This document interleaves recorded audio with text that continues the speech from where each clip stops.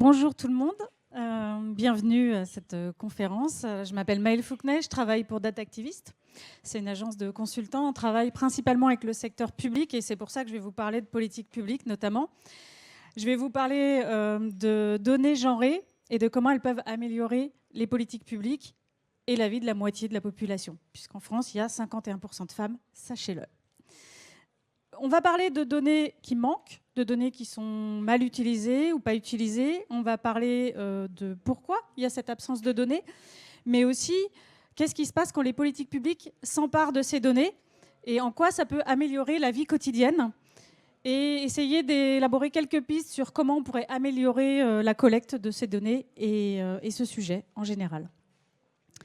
D'abord, peut-être, de quoi on parle ?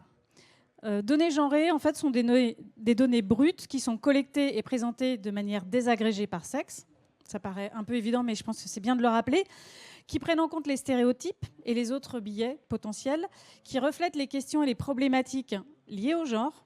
Je vais faire un petit aparté après. Et elles peuvent être qualitatives ou quantitatives. L'idée, c'est de s'assurer qu'on compte tout le monde quand on fait des statistiques. Alors, petit point de vocabulaire peut-être, la différence entre sexe et genre. Le sexe, c'est une donnée biologique à la naissance. Homme, femme, on peut être aussi hermaphrodite, donc il n'y a pas juste homme-femme, hein, techniquement. Et genre, c'est une construction sociale et culturelle de l'individu. Voilà, c'était juste la petite... on pose les bases au départ pour bien savoir de quoi on parle. Et maintenant, je vais vous donner des exemples de données qui manquent ou qui ne sont pas utilisées, mal utilisées, ou qui ne mènent à rien. Alors, en absence de données, par exemple, les femmes ont beaucoup plus de risques de blessures graves lors des accidents de voiture, 47%, hein, c'est quand même énorme.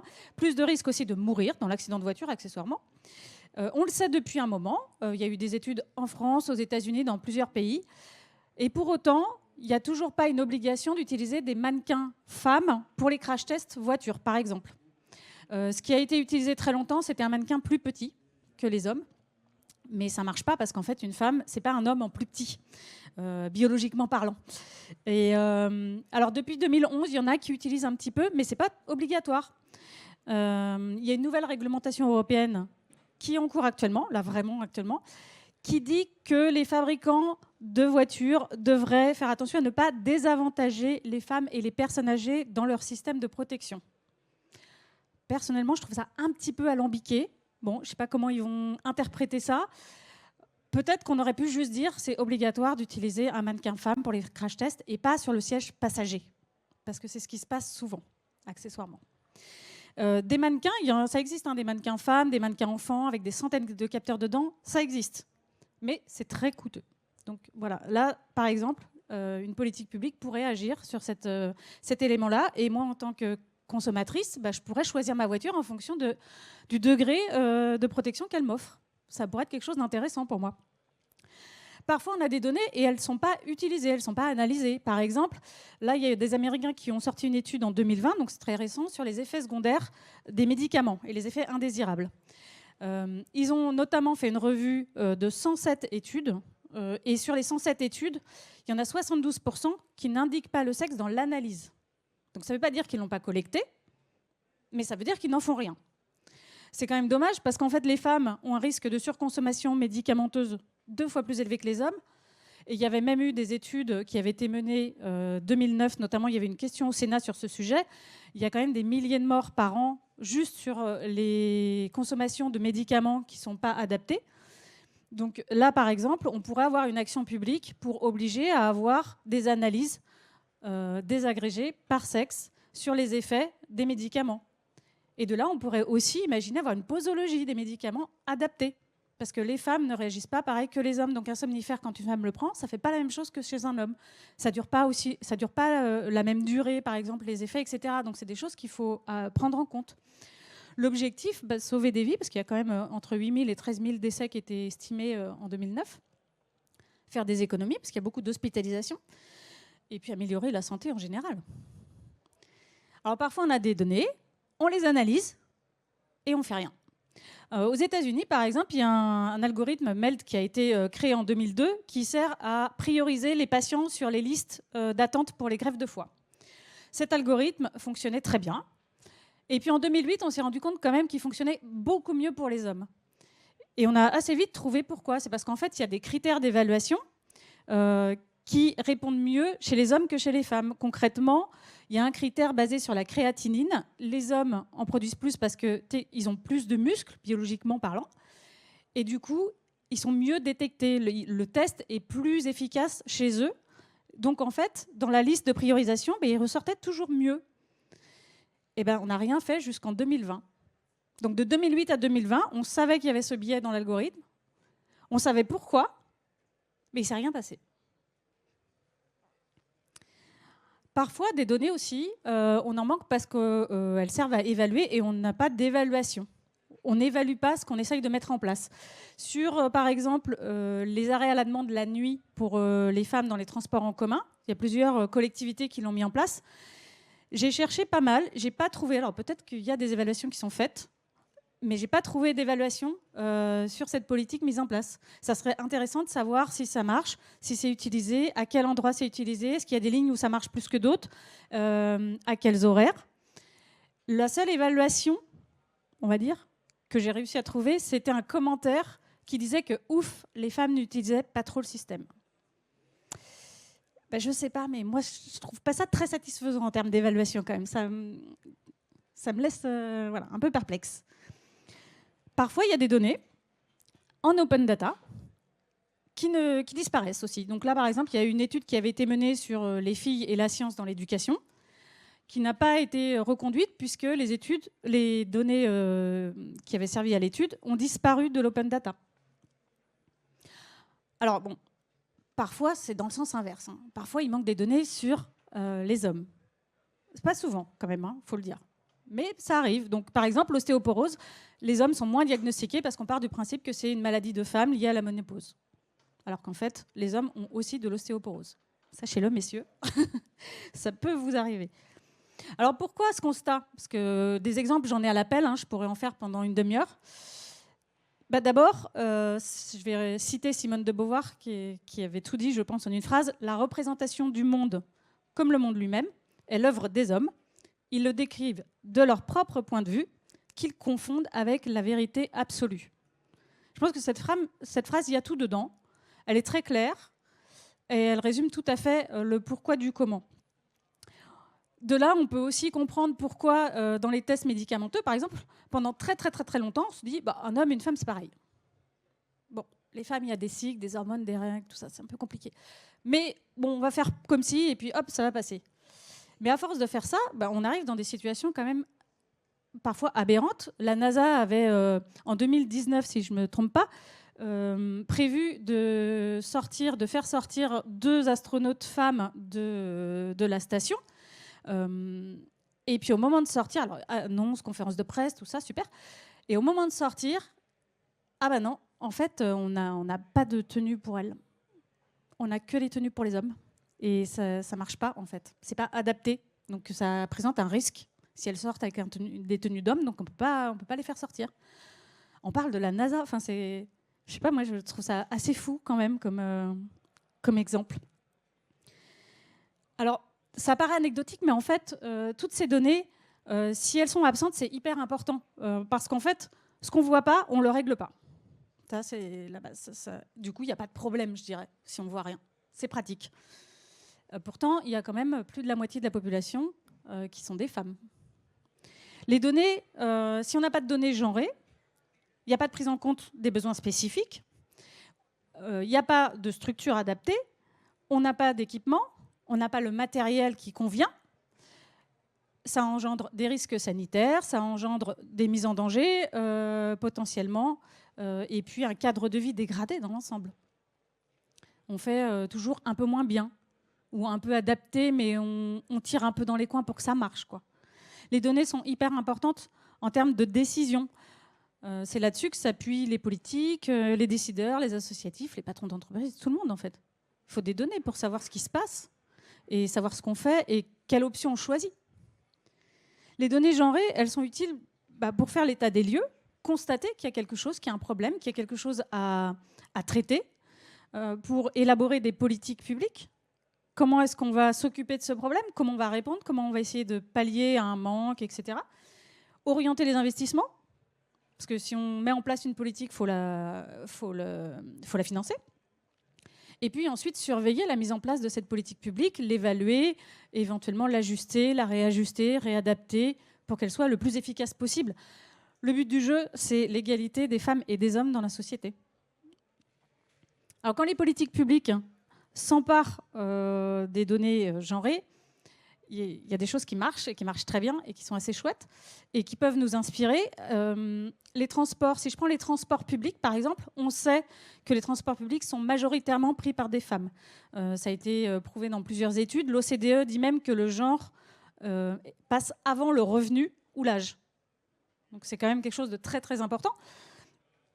Eh bien, à Vienne par exemple, l'extension d'une ligne de métro dans un quartier, dans un nouveau quartier, a permis de jouer favorablement sur le taux de chômage des femmes dans ce quartier.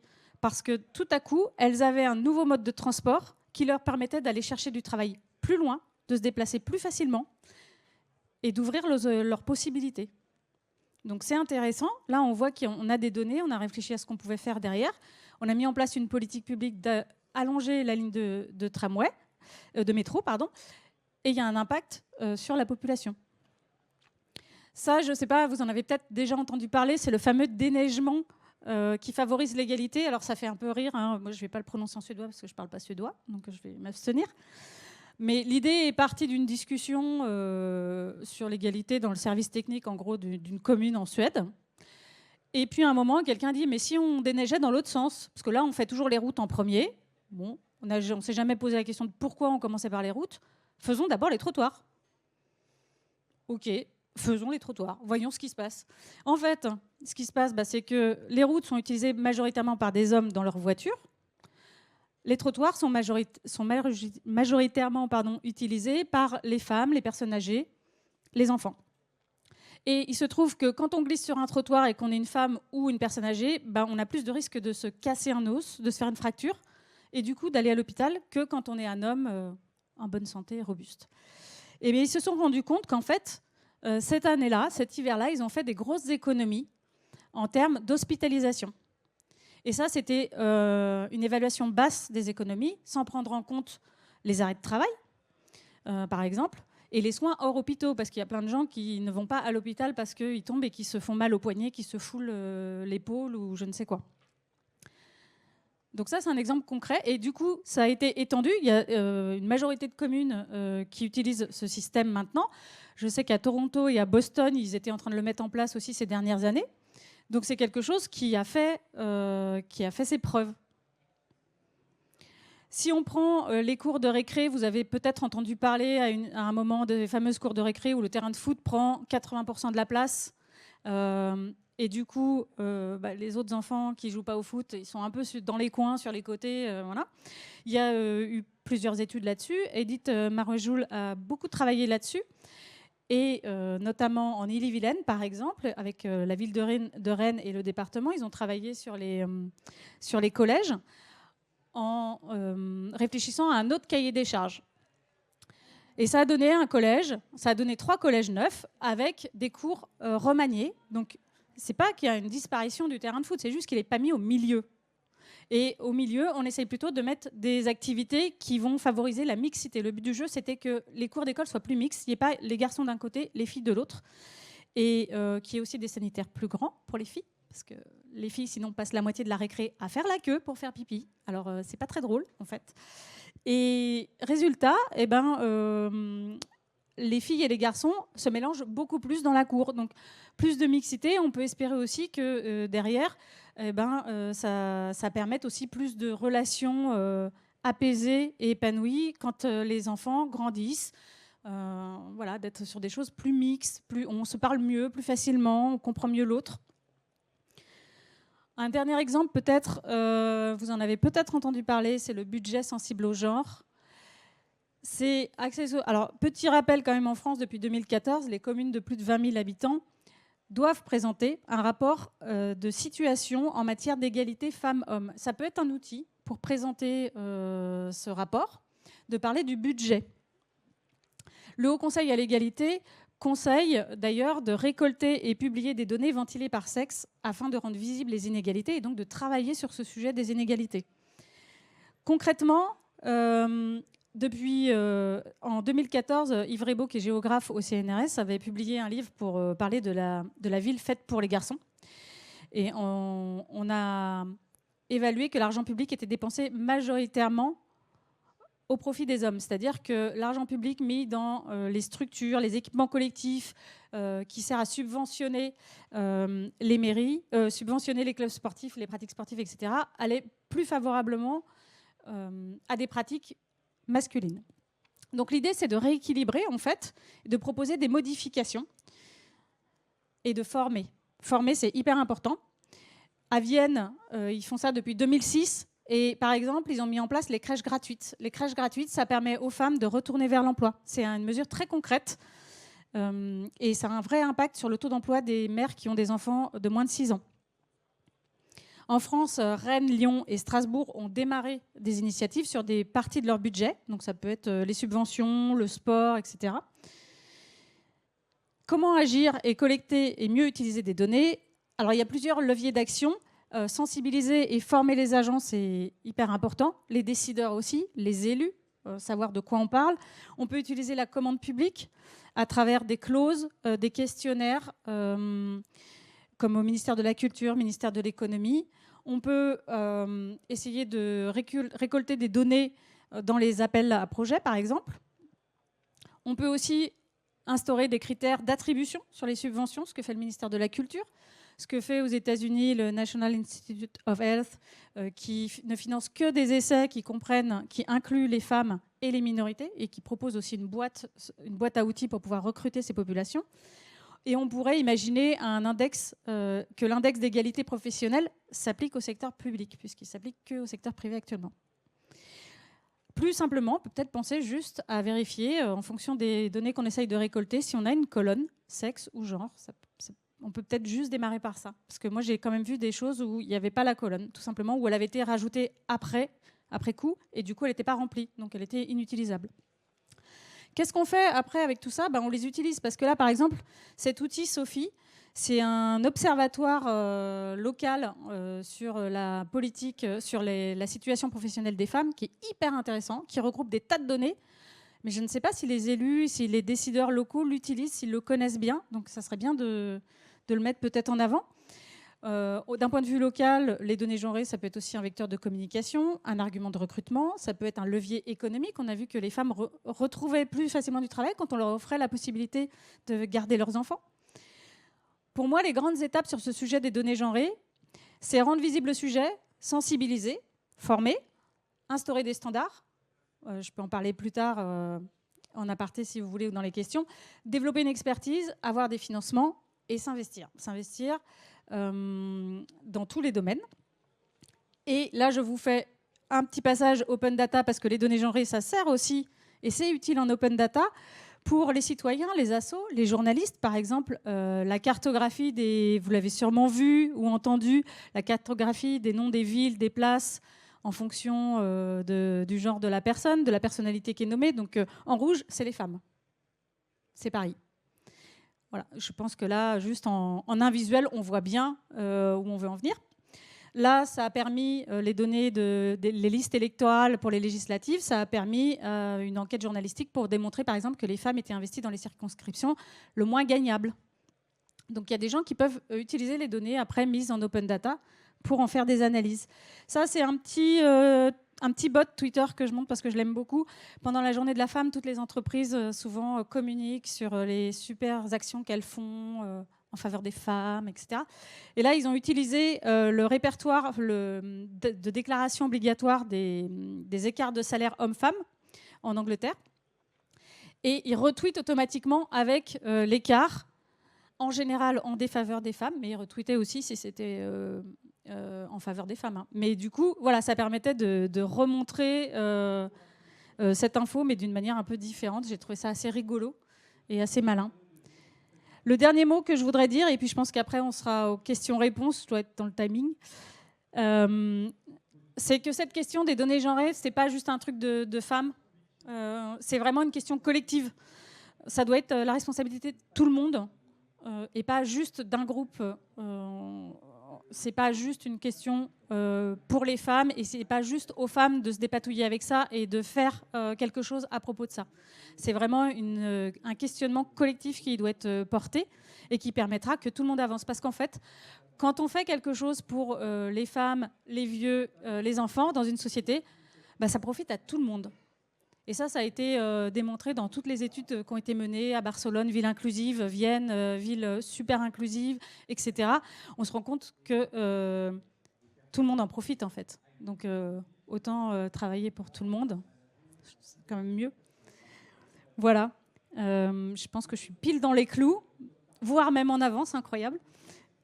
Donc, maintenant, il y a un temps de questions-réponses. Je suis allée un peu vite parce que voilà, c'est un sujet dense et vaste.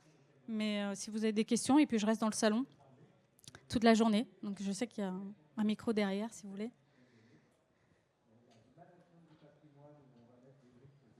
Merci. Oui, bonjour. Alors moi, il y a des slides qui m'ont interpellé dans votre présentation. C'est au moment où vous disiez que si on ne récolte pas les données, on ne peut pas voir les problèmes. Et en France, c'est interdit, je crois, de récolter des données sur l'ethnicité ou la religion. Et est-ce que vous pensez qu'on a le même problème, mais que du coup, on voit moins parce qu'on n'a pas le droit de récolter les données sur l'ethnicité et la religion? Et le corollaire de la question, c'est en France, on n'a pas le droit de faire ça parce qu'on pense qu'il pourrait y avoir des discriminations. Est-ce que vous pensez qu'il y a une inquiétude sur le fait de récolter plus de données genrées? Est-ce que ça pourrait ouvrir la porte à plus de discrimination envers les femmes?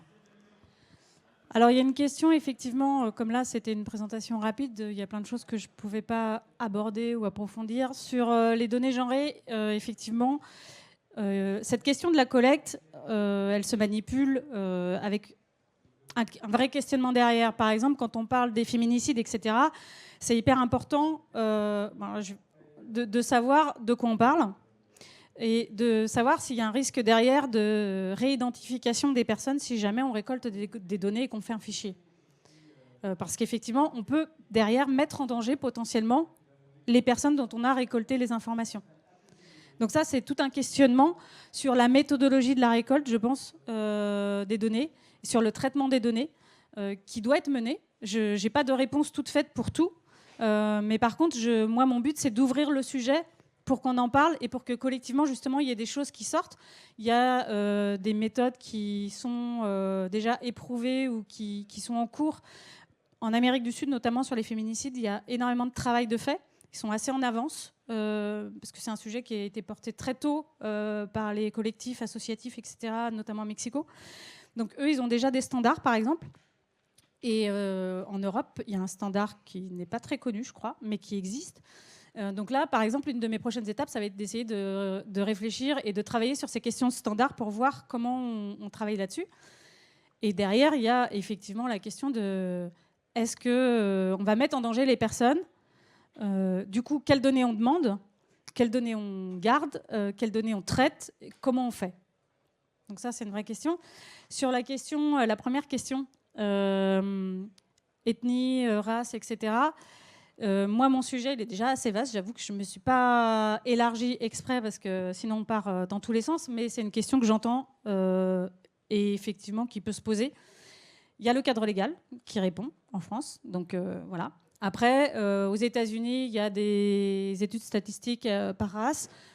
Il y a en open data beaucoup de données. Du coup, il y a des médias, par exemple, comme le New York Times, etc., qui vont sortir des grandes enquêtes qui vont montrer que dans les quartiers défavorisés, à faible revenu, sont plutôt des populations, par exemple, noires, que là, il y a moins d'arbres et que du coup, on meurt plus pendant une canicule. Enfin, voilà. Effectivement, ça peut servir à faire de l'analyse. Après, pour l'instant, en France, on n'a pas le droit. Donc,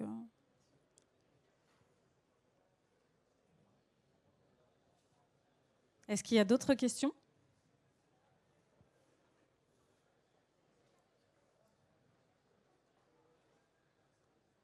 Bon, en tout cas, si jamais vous avez des questions qui viennent, n'hésitez pas à venir me voir. J'ai plus mes slides, mais je suis aussi sur Twitter. Il y a le compte d'Atactiviste.